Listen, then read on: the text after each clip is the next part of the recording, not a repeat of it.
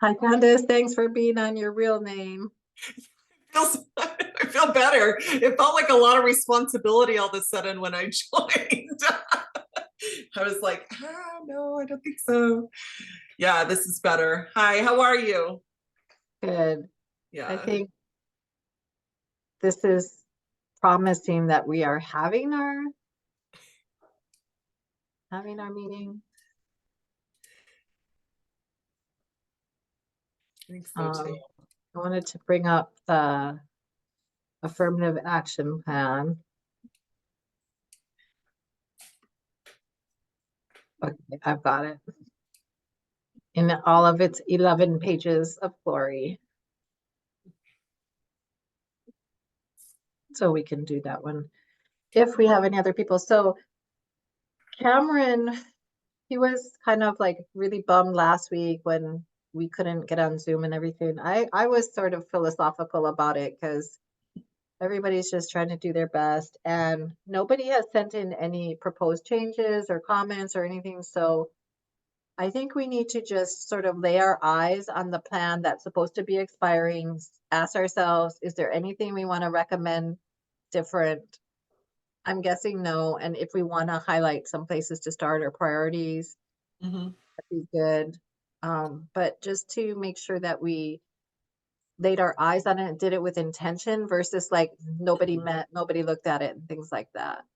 Yeah, I hear you. I had some questions I was hoping you could help me understand a little more. Well, not questions, more like clarifications. So with this plan, I was looking at, it seems like it's been worked on for 2 solid years by another committee. Yes. So why aren't, I guess I don't understand why they aren't the committee doing it for the convention. The each year or two and each, so there's usually a standing committee and then Mhm. there's a convention committee and it can be many of the same people. So Daphne Barbie Wooten was invited to be on the convention committee. She was the chair before. You have to actually ask or be nominated to be on the committee Mhm. versus you just get to continue on and on. Okay. So I don't think there was ever any decision to not have those people. I Right. assume either they chose not to, or they didn't know they had to, or something, whatever happened to them. But I affirmatively like volunteered to be on it. So that's how I got here. I don't know. Okay. I wasn't sure if you had been on the committee for the past couple years and that's how you ended up being the chair.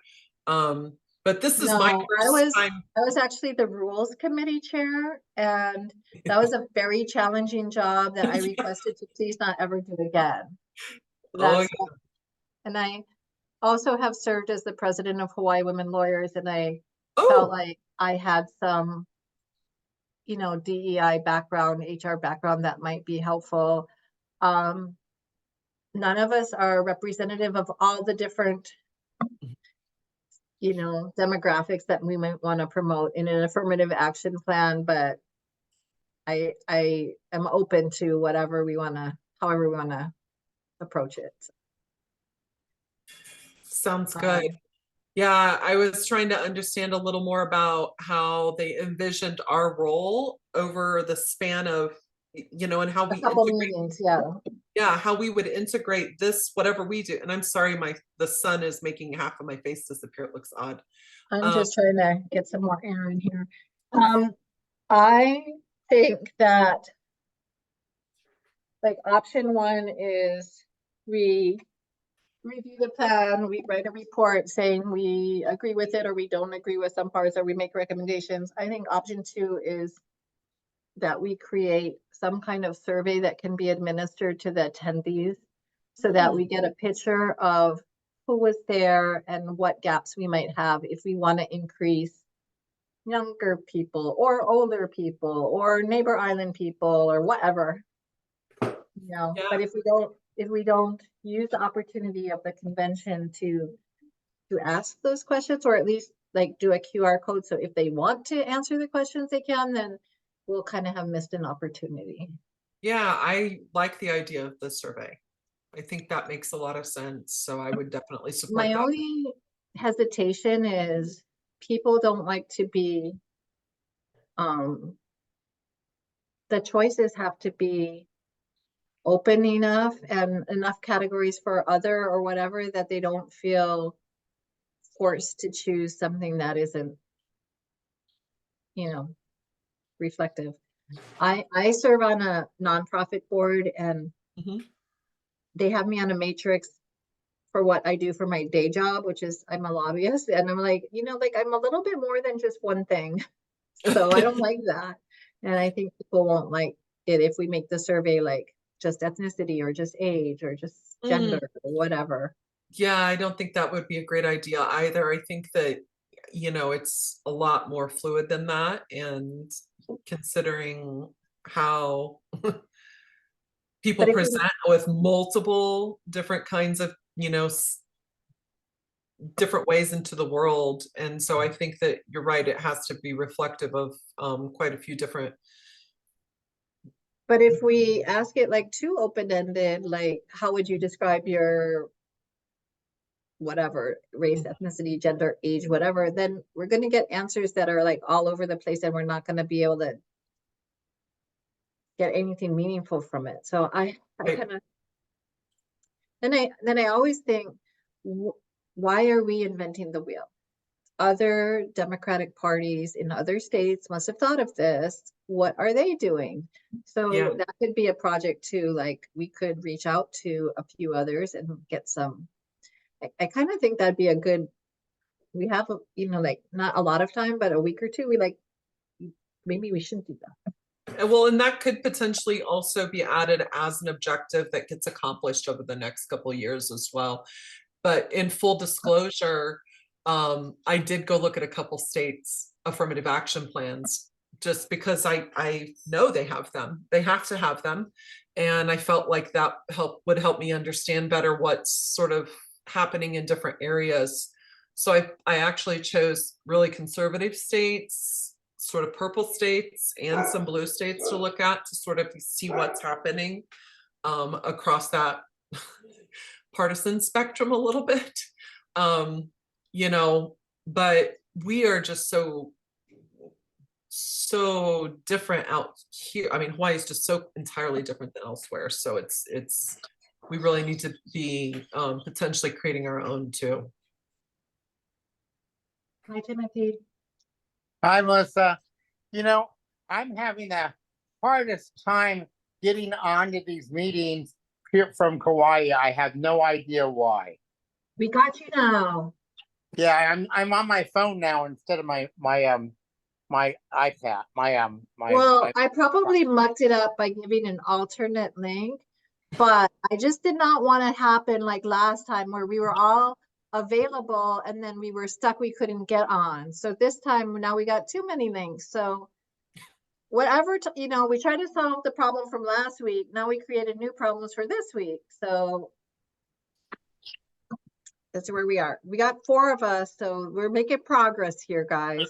Damned if you do, damned if you don't. Right?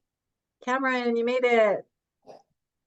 Yeah, I was on earlier, but it would only let me view the meeting, not exactly participate for some reason. I have no idea. Well, we got kicked off a few times. It wouldn't let Candace get in on her real name. Numerous other problems. Timothy tried multiple different. So we got 4 of us here. And so Candace and I have a game plan. And here we want to spring it on you and see how it sounds. Okay. Invented in the 4 minutes that you guys weren't with us before you got on. But we were thinking, so I have the plan that was prepared by the last committee. It's 11 pages. It's not horribly long. We could just quickly kind of go through it. We could share if we have any concerns, comments, priorities, anything we like about it to put in a report. And then we would, and like we already came up with one thing, which is surveying other Democratic Party state organizations to see what they do on affirmative action, which Candace did some homework, so that's good. And then item 2, which we can either do today or do as homework and then come back again and finish it up, is to get together a survey that could be offered student attendees at the convention, which would just try to articulate some of this affirmative action kinds of questions Oh, about, that sounds really, that sounds like a very good idea. even You know- before we came up with it, I was already spewing off why that might be challenging, but like, let's just try. Cameron, does that sound like a plan? Timothy, Candace, does that? I think Yeah, it that sounds sounds fair. like, I think it sounds like a plan. I mean, how many of us on this panel and committee are from Oahu? Me? One. And how about Cameron's in Maui. okay? Yeah, Cameron and I are both from Maui. Oh, okay, good. And I'm the only one from Kauai. Mhm. Okay, Well, I have to say, I went to Baldwin High School in Maui, so I can cross both. So we have strong Maui representation tonight. well, I'm glad because what I'm finding is that so often the politics of the state, they forget about the outer islands. And it's a darn shame because the voices aren't really heard. I mean, I'm here on this island and I live in La Hui Gardens, which is an elderly disabled community, one of the very few on the island. And I'm gay, I'm disabled, I'm elderly, and then also I'm part Cherokee. And it just interests me that I find so often voices are not heard. They don't have an outlet for being heard. Okay, so let's take a gander at this and see if we like it. So this preamble, the Democratic Party embraces its historic commitment to principles of full participation, equal opportunity, representation, and rights for the diverse peoples of Hawaii. Do we like that? Is that good? I don't know. Sometimes I kind of struggle with representation, but I Mhm. think it's okay. I'm fine with it. I just, representation feels like not enough. And coming from my like Hawaii women lawyers background, it's like, yes, we want women judges, but we want women judges who are educated in many issues and don't just decide things from a certain viewpoint that, or whatever. So, but Yeah. I don't know what an alternative to be would be to the word representation, but I mean, why not use voices instead of representation? doesn't know what full participation means, maybe. Yeah, but I think voices, using the word voices is a much stronger point for me. I like voices. Yeah, I think we should work voices in. See, I also share your concern, Melissa, about representation because it is such an optical, like this is what it looks like and looks are just good enough for us instead of doing exactly what you're talking about where, there has to be more substantive approach to what people are bringing to the table as well. Like we can't just, and I'm going to use a really horrible example, but Candace Owens is not who we're looking for representation, and so that's, that's What if sort we of the said thing. meaningful representation, voices, and rights for the diverse peoples of Hawaii? That sounds good. Yes. Very good. That gets all our gets the point fully across the table. Okay. I'm writing that down. So I should put meaningful before representation, comma, voices, comma, and rights for the diverse peoples of Hawaii. Yes. That The sounds Democratic very Party good. reaffirms its commitment to the goal of full representation and participation of the people of Hawaii. We're an open party that seeks, again, representation and participation from, okay. So These every include, representation gets changed. yeah, sure. I like full representation. Mhm. That can stay, and then put meaningful in the rest of it. These include but are not limited to individuals who differ concerning race, ancestry, national or ethnic origin, religion, age, disability, gender, gender identity, gender expression, sexual orientation, and socioeconomic status. That sounds very good. Mhm. Race, ancestry, national, ethnic origin, religion, age, disability. Sounds good to me. Okay, I like all of that and I don't have any problem with that. Do we need anything in here, or is that like a different committee for what you were saying about we get too Oahu centric? Like we need diversity of where we live. Is that an affirmative action, or is that like not, that's not like an immutable trait or anything? Could we in some way could we put throughout the state? Because then we're encompassing all the islands and not just Oahu centric. Or geographic location. Yes, exactly. I think I would cover it. Okay. I like it. I was thinking we're gonna breeze through these 11 pages without changing a thing, and we did the first paragraph and we're like, woohoo, we got some things we want to change, but that's fine. So this is what full participation means. We will affirmatively seek, encourage, and promote full representation and active participation by the diverse people in all facets of the program and activities of priority. All members, elected and appointed officials, and other representatives shall always conduct themselves in a manner consistent with a diverse and inclusive party as articulated in this. I mean, that seems good. Yes. Inclusion and fully recognized. Total and active participation, inclusion rather than exclusion. Our future support party, a state and a society is built. The Democratic Party will reach out to more constituted by turning those who have been under. So I don't know that we do that last sentence of that paragraph. The Democratic Party will reach out to all groups, strategically targeting those who have been underrepresented in the party. I mean, this is what our goal is, right? This is like the preamble. This is what we want, and whether or not we actually meet this. So I think maybe a good recommendation would be the Affirmative Action Committee should do an annual report. That would be great. Oh, that would be wonderful. Yeah, that's needed. I mean, One, you always got to That's follow gonna up. like go, okay, guys, you do it. But I think that would be a good exercise, because then we would write what we see and then people can react to it. so one of the things that's standing out to me too is that we're not talking about communities, we're talking about groups. And I know it's very nuanced, but a lot of times I think what they're talking about is communities of people as well. It's not a this or that, it's a also and potentially somewhere. Okay, particularly excluded and underrepresented minority groups and communities. Is it Mhm. communities? Yeah, communities.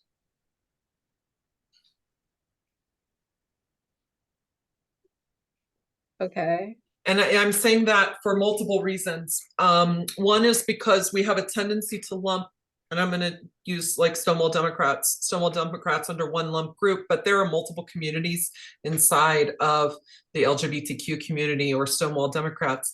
It's the same with when we look at people of Polynesian ancestry. There are multiple different communities inside of there that, you know, how are we going to represent that when really the Democratic Party is looking at Asian American and Pacific Islanders under one clump typically. And so I feel like communities helps us bridge that gap that we were talking about with in the beginning as well, a little bit with how can we even accomplish without overdoing it to the point it means nothing. How do we have a survey, you know? Right.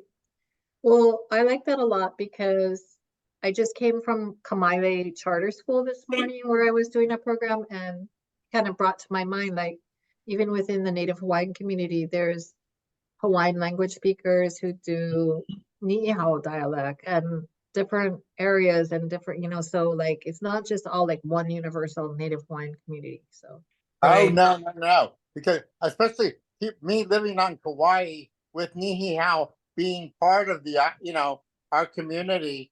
And a lot of my friends, families are from Niihau, and their dialect is so fast and so quick.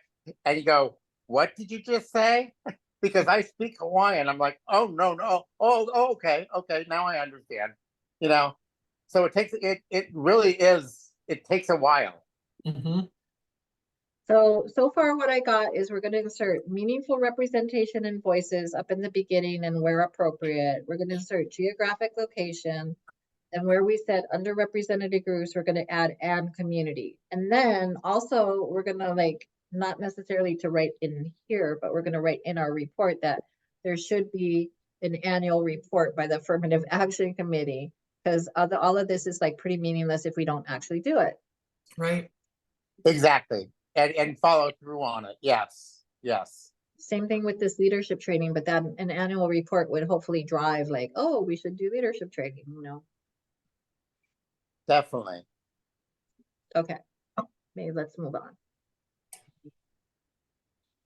Barriers to full representation and participation.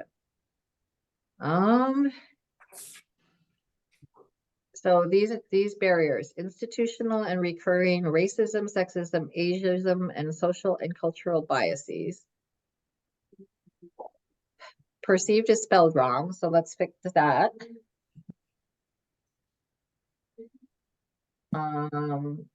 Cultural differences and language barriers, social inequality and inequities, and socioeconomic health inequity, inequality, health concerns, medical conditions, disabilities, geographic and physical inaccessibility.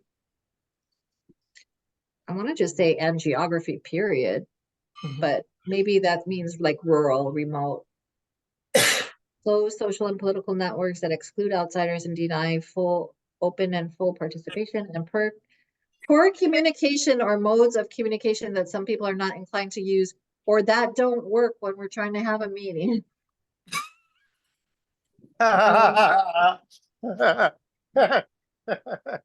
We'll just put yes.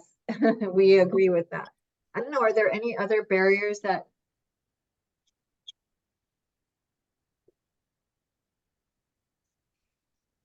That seems to about cover it. I don't know about what anybody else thinks. The only other one that's standing out to me is familial status, because and I'm, as someone whose kids are now significantly older, that's typically a barrier for a lot of young parents to be engaged, is if they have children, younger children in particular. So sometimes you'll see familial status in the federal level, which you probably know already, Melissa, in the federal level legislation. That's a good point. And even down to when we have certain meetings on a Saturday or whatever, that might not be conducive to parents or whatever. I like that. Familial status. Are you guys okay if we try to add that in there? Sure. Put it in. The Standing Committee on Affirmative Action will work in the interim. I know that we are not the Standing Committee on Affirmative Action, but I feel myself getting drawn into this because here we are looking at this stuff. To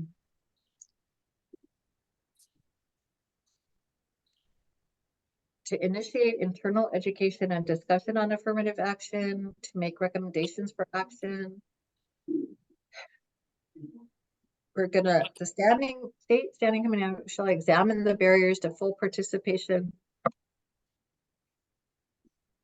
Okay, where are these county chairs and the chairs of all these caucuses?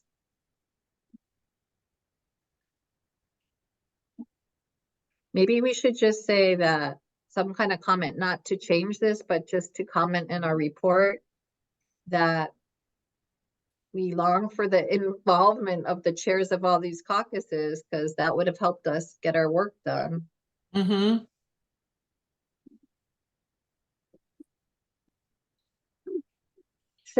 What if I email them? Just saying, hey, here's this affirmative action report. We noticed that you were designated as a participant, and just if you have feedback, get it to us like within a week or something like that. Yeah, and maybe we can add a second sort of area too that elicits consideration from them about if there's any barriers that they or their caucus experience in being able to participate fully in the Democratic Party. That's a good idea. Candace, you want to take a shot at drafting the email, and I'll go look up who the chairs are? Yeah, I can do that. That'd be great. Cameron, you good so far? Yep, so Timothy? far so good. Everything's Okay. going good, it looks. Moving on to page 4. Woohoo! Invitations to be members shall be extended via the, okay, I think that's what happened. We got invited or nominated ourselves. I'm not sure. I think I suggested myself.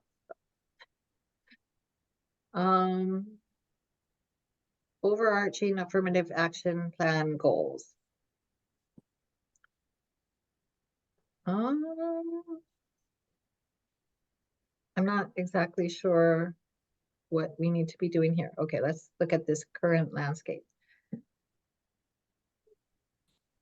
A voluntary self-identification of the delegates' race, ancestry, national or ethnic origin, religion, age. Okay, so that should be easy then. They already told us what we should ask.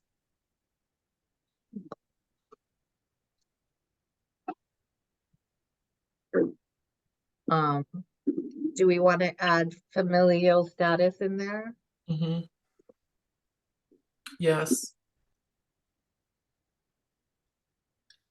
Cameron, is this reflecting labor properly? Let me try see.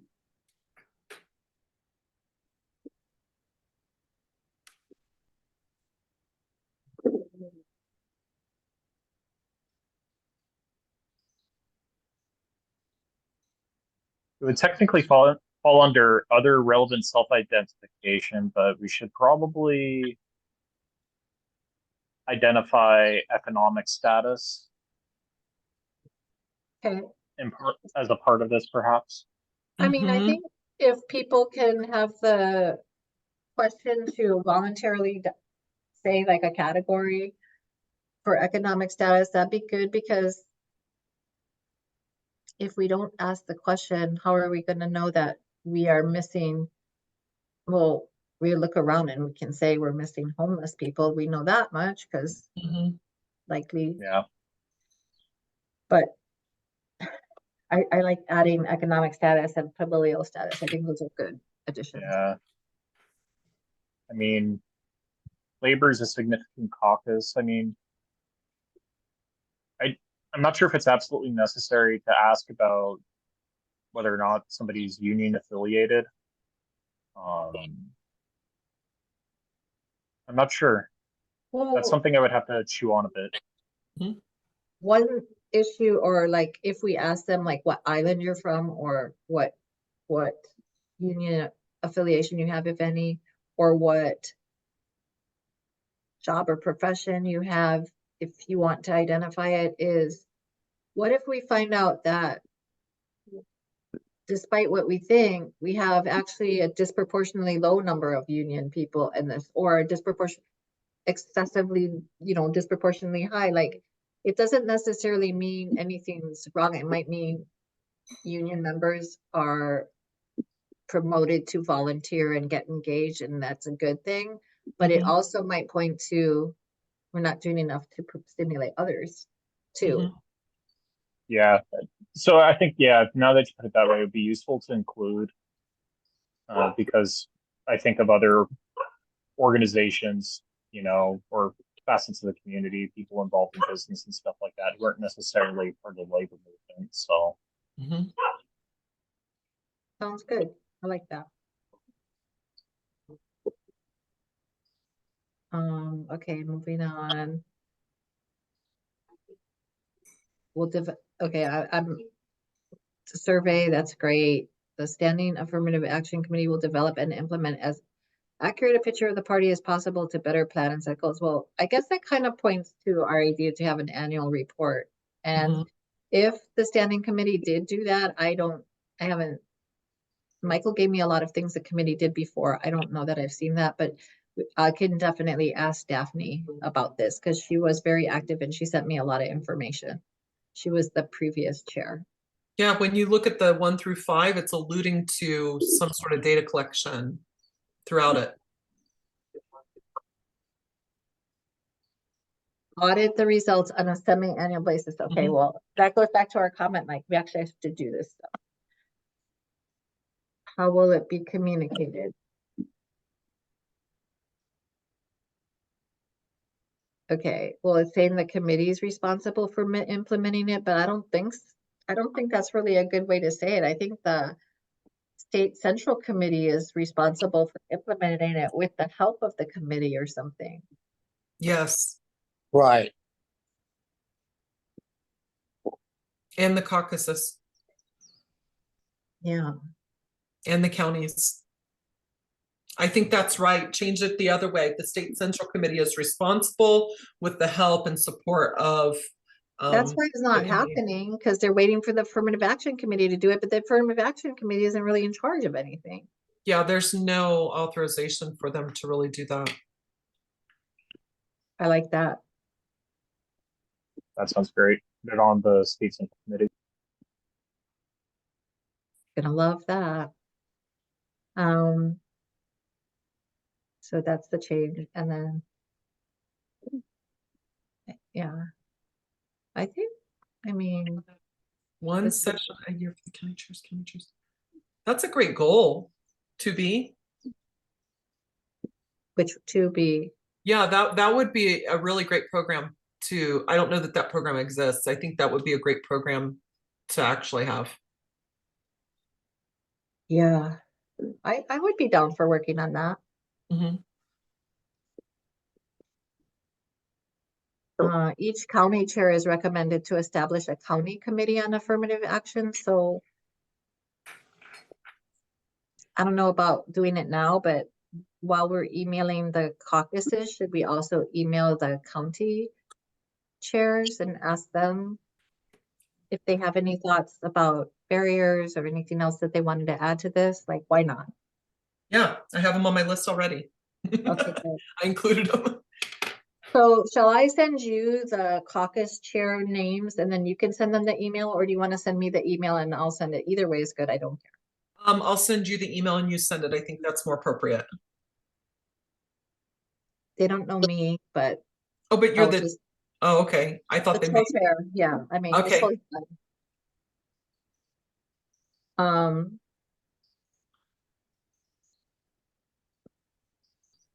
Okay. Diversity. How will we ensure that all populations across the state have equal and accessible opportunities to engage?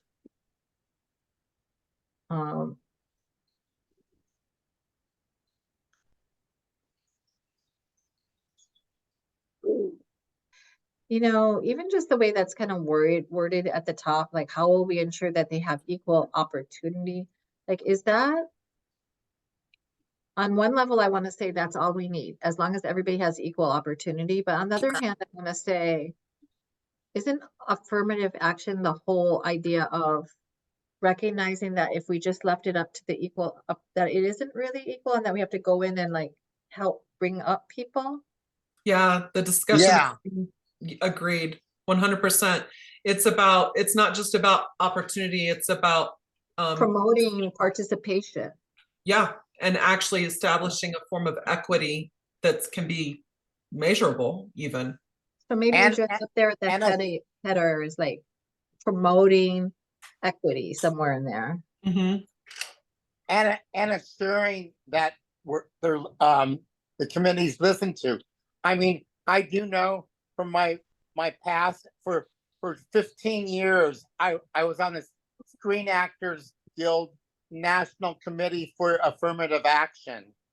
And you know, unless we've got the power behind us that will push it, you know, I mean, constantly that committee for SAG was saying, okay, well, you need to hire more, disabled people in this cast, or look at it this way or that way, and unless the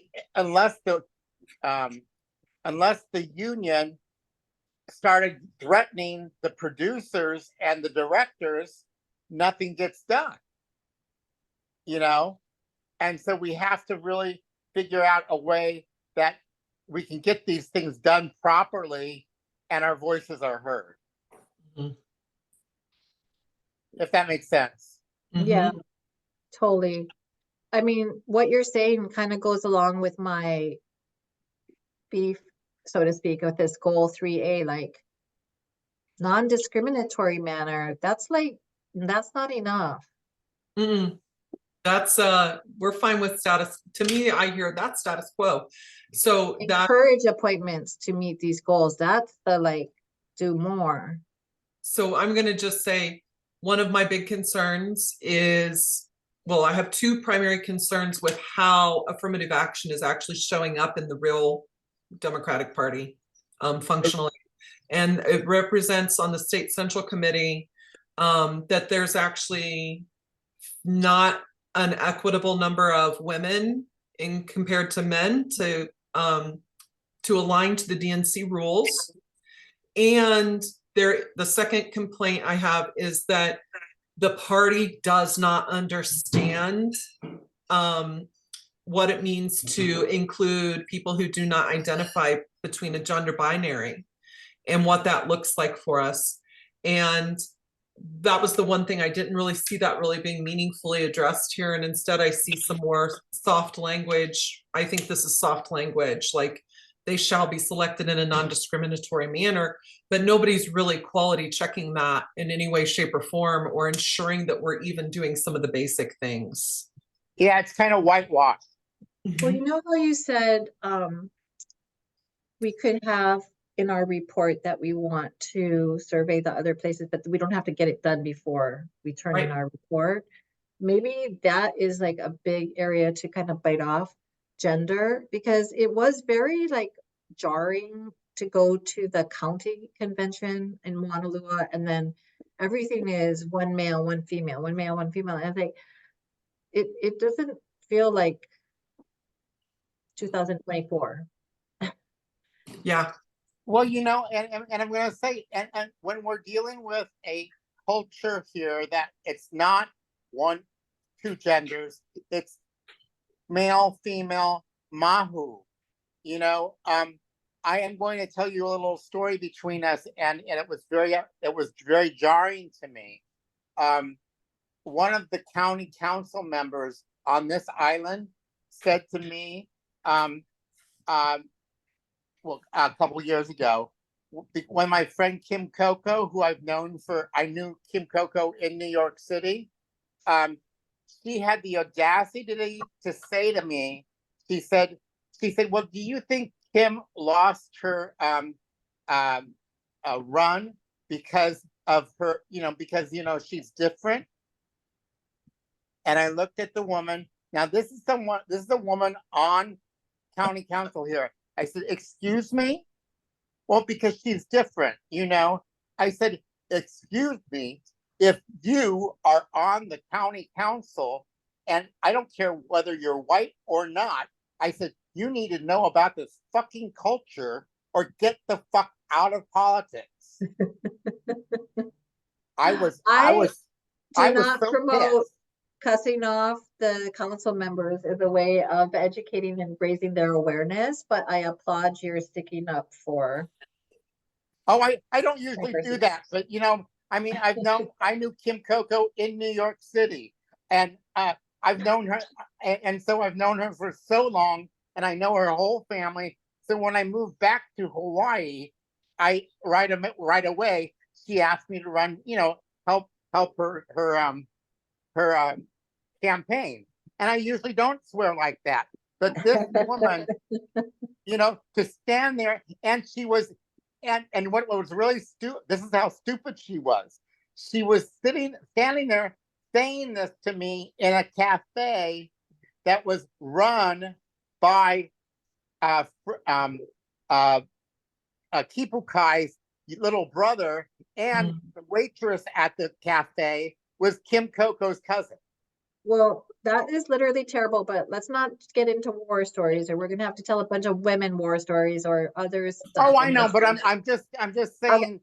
You know, have a I'm lot of looking at also disability war stories, so let's not go there. But my question is, do we want to tackle gender in these, or do we want to say it's such a big issue and it's so pervasive in everything that we need to like more comprehensively address it? Because I feel like That's yeah, the latter. Yeah, you know, because there's non-binary, there's everything these days, and so it's just shoved to the wayside. Like, okay, well, you know, we'll put that under, and we constantly do that, and it needs to be really addressed. Okay. I like the suggestion you have, Melissa, where it's not something we need to have finished to go to convention. It's this needs to be addressed over the next 2 years, and that's We actually want a comprehensive look at how the affirmative action is implemented when it comes to gender, because we see a lot of opportunities to be more inclusive. And then for this outreach section, I think we need to, again, put in that better language about promoting equitable something rather than just accessible opportunities. That just seems like not enough. And it's a good opportunity to reach out to this particular community too, you know, because like what Candace mentioned earlier, there's various subgroups that need to be addressed too. So bringing them in on the discussion, I think, would probably be the best. So now finally here on page 10, after we're almost done, we're going to try to increase participation of rural and neighbor island members. So that kind of goes to our point, like up there, I think we got to get that in. This is coming in too late. Yeah. And then look at down here, they're talking about multi-language, language communities. So even that, I think, could go up higher in the plan. Agreed. I think this, I'm going to just tell you, there's been a lot of feedback here on Maui about the inaccessibility to attend convention. And then what we're finding is that if you are not physically present at state convention, you're not allowed to vote on the delegates, which is inherently I mean, they're breaking this right here already, just in that. Yeah. So that's, I've heard a lot of really concerning feedback from delegates in that regard. Are you guys participating remotely or coming in person? In person. I'm coming in person. Okay. I should be there am participating remotely, and I'm the Wahoo person because I have to be in New York that week. So Oh, that's right. You're going to go see your kids. Yeah. So I think tonight, while this is all still fresh, I'll just write what I think is the report and circulate it among the 4 of us, and we can kick it around for the next few days. But then we'll send those emails. And then when we get finalized on this, I feel like all 4 of us should be equally comfortable and conversant should any one of us have to step in and speak to it. Okay. Because God Okay. knows they might have Understood. technology glitches and kick me out. Right. Also, I just want to acknowledge that Elmer Ka'ai has also joined us tonight. He's on good. Yeah. Hi, Elmer. I'm sorry I couldn't see you because I'm sharing my screen here, but now I see you there. Thank you. So I think this is kind of like the last section here. Multilingual. This is super good. Probably need to mention that up sooner as well. So it's like we kind of eventually get there on all these things, but the overarching framework, I think, could be a little broader in the beginning. Yeah, as far as I can tell, I mean, most everything's there. It's just fine tuning it as we have been for the past hour. The only thing I would like to see more of is specific evidence of success or completion that needs to be conceptualized so we have something that we can actually measure objectively. Yeah, I feel like that's the big weakness of this without having the committee members who've been involved with this document specifically coming in and saying, hey, we think we're here. We've reached 50% on this, and this is why we couldn't get to 75 or 100. You know, even those kinds of benchmarking feedback from them, I think would be helpful as we have to go to the state central committee with a report, or the state convention with a report. So Elmer, I came out with about 12 or 13 things that we said we'd like to comment on or change in this affirmative action plan. It's not major restructuring, and the biggest comment I think was that we would like to see some re-examination of gender. And I think a little bit of that is we are following the national party, but perhaps we should be leaders and share what Hawaii knows to be true, which is doing male, female, and everything is not really helpful. Don't worry, I was listening. I had a hard time coming on. Okay, sorry about that. No. I mean, there was. So we were But I thinking of, heard everything. I'll just quickly write this up and share it with the 5 of us, and then we can actually share it with all the people who were supposed to be here who weren't.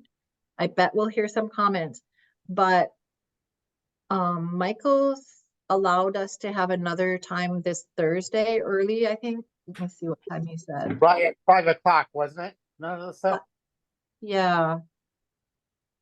Wasn't it? It was earlier than, yeah, Yeah. 5 o'clock. 5 o'clock. Because I think this report has to be turned in like by next Monday or something, Monday. So I can do that. I have a 7 o'clock that night because I'm training for a political campaign meeting. So it will be done by 6, just like we're doing an hour tonight, I'm assuming, because you keep us on a schedule, Melissa. I appreciate that. Yeah. But we can email and talk to each other in tonight, tomorrow, whatever, and then over the weekend, and then finish the report, turn it in. But if you would allow me to just share it with you to the extent of, since I'll be remote, I know they're going to ask Cameron and me to present it to at some point during the convention. And if Cameron can do that, great. If I'm on the Zoom and they let me in, it'll be great. If not, as long as one of us can speak to it, that'd be amazing. You might be at one of the protests at one of the universities in New York City. No, I am a safety crazy monger. I am not getting anywhere near any protest, no matter what I want to say. Well, I know one of your kids is at NYU and one of them is at Columbia. So Yeah, the 2 hot spots, right? Well, I guess there's many hot spots, but that's definitely 2 of them. And today they had like a lot of arrests at Columbia. So just yeah, they had just a lot thoughts for of my them kids, please. at NYU too. That's my old alma mater. So Yeah, sorry to be distracting on this, but my son said that some subway stations were closed and some trains were being diverted away from Penn Station, even from, there's so many protests. So it's like things that I never thought would shut down. oh well, you know, I lived there for 30 years, so believe me, there were times that things got shut down when you just didn't expect it. Yeah, Yeah, it was like that in 9/11. Denver too. Yeah. Yeah, the protest shut down access to my campus and multiple times throughout the day, and there's group arrests, encampments, the whole 9 yards. So it's getting pretty hot there. Where is that? CU Denver. Yeah. Yeah, I went to Indiana University and they've had pretty much SWAT team arresting everybody on campus. Oh my gosh. Yeah, they got the same thing at Michigan State University and University of Michigan. Mhm. Okay, well, everybody be safe out there. I'm gonna get right on this and send you an email, and hopefully we'll see everybody on Thursday, but call or email in the meantime. All right, I'll send you the Sounds good. email over to Melissa. Mahalo. Thank you. Aloha, everyone. Thank you. Aloha. Take care. Bye. Aloha. Bye, everybody. Bye. Bye.